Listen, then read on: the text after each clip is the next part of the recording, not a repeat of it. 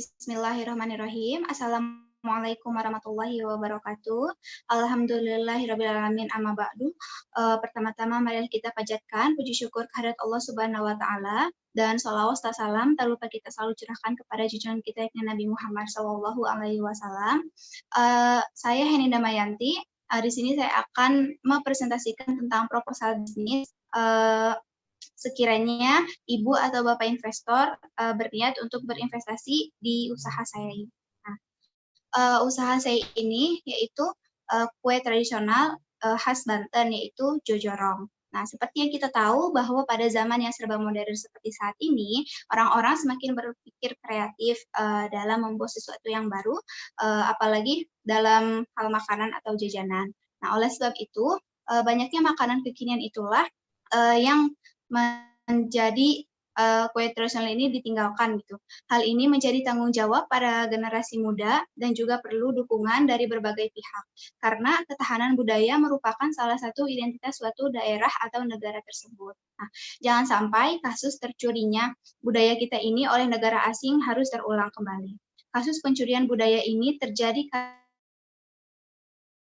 karena ketidakpedulian para generasi karena kebudayaan bangsa Indonesia adalah harta yang mempunyai nilai yang cukup tinggi di mata masyarakat dunia. Nah, maka dari itu adanya makanan tradisional khas Sunda, khususnya daerah Banten ini, menjadi salah satu makanan tradisional yang harus dilestarikan keberadaannya.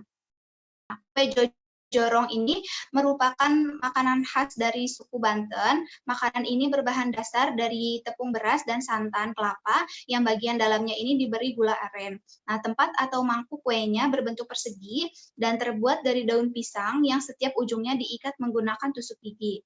Jojorong biasanya hanya dapat dinikmati ketika ada acara hajatan di daerah Banten, terutama Kabupaten Lebak, Pandeglang, dan Serang.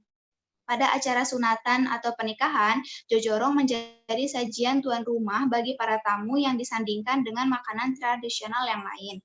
Nah, meski begitu, ketika bulan Ramadan, jojorong ini lebih mudah didapatkan karena kue ini selalu menjadi makanan berbuka yang wajib bagi masyarakat di Banten.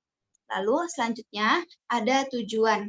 Nah, tujuan dari proposal bisnis ini yang pertama yaitu mengenalkan jojorong pada masyarakat luas. Nah, seperti yang saya bilang tadi, kue jojorong ini khas dari daerah Banten. Nah, oleh karena itu, saya berniat untuk mengenalkan kue jojorong ini kepada masyarakat di luar daerah Banten. Yang kedua yaitu meningkatkan kualitas dan cita rasa jojorong. Dan yang ketiga yaitu mengasah skill dalam berbisnis.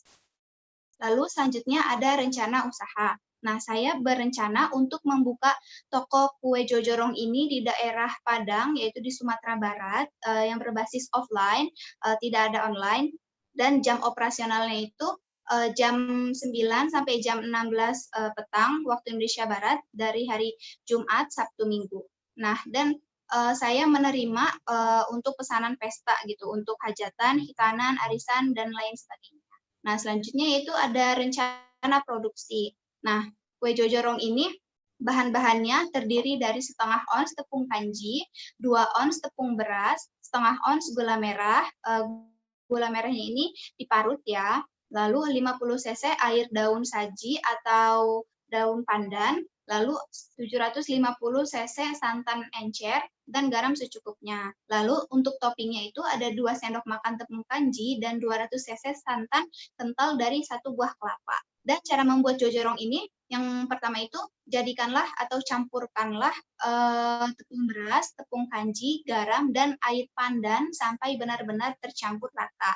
Nah, selanjutnya sediakan mangkok plastik kecil atau takir daun pisang, lalu taruhlah gula merah di dalam mangkok, lalu tuangi bagian bawah sampai 3/4, lalu kukus sampai matang. Nah, lalu di samping itu kita membuat bahan atas atau tutup, campurlah semua bahan sampai merata.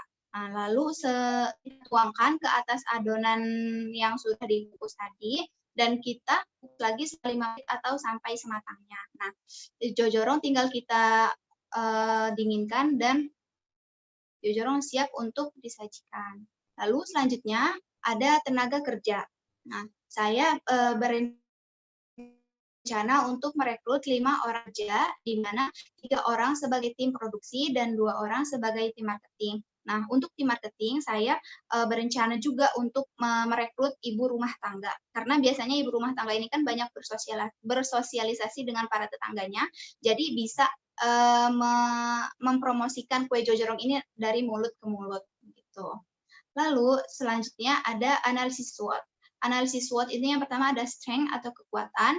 Jadi yang pertama itu bahan baku mudah diperoleh. Jadi jojorong ini bahan bakunya bisa ditemukan di warung atau di agen manapun dan harga jualnya itu lebih terjangkau. Nah, yang kedua ada weakness atau kelemahan. Yang pertama itu cenderung mudah disemutin karena jojorong ini kan mengandung gula aren ya, gula merah. Jadi itu manis bisa mendatangkan asam. Lalu tidak tahan lama atau cepat basi karena berbahan dasar juga dari santan. Nah, yang ketiga ada opportunity, yaitu lebih mudah mendapatkan pesanan, khususnya di acara-acara seperti hajatan dan lain sebagainya. Dan yang terakhir ada threat, yaitu banyak pesaing muncul dan konsumen itu biasanya menginginkan lebih dari satu menu. Nah, lalu yang selanjutnya ada biaya investasi. Nah, biaya investasi di sini itu yang pertama ada meja dan kursi, yaitu nominalnya Rp450.000. Selanjutnya ada kompor dan alat dapur, nominalnya Rp300.000. Dan yang terakhir ada lain-lain atau biaya darurat sebesar Rp125.000. Jadi, jika semua ini ditotal, biaya investasinya yaitu Rp875.000. Nah, sekian proposal yang dapat saya sampaikan. Kurang lebihnya mohon maaf. Saya berharap sekali Ibu atau Bapak investor mau menginvestasikan dananya di dalam usaha kue jojorong saya. Wassalamualaikum warahmatullahi wabarakatuh.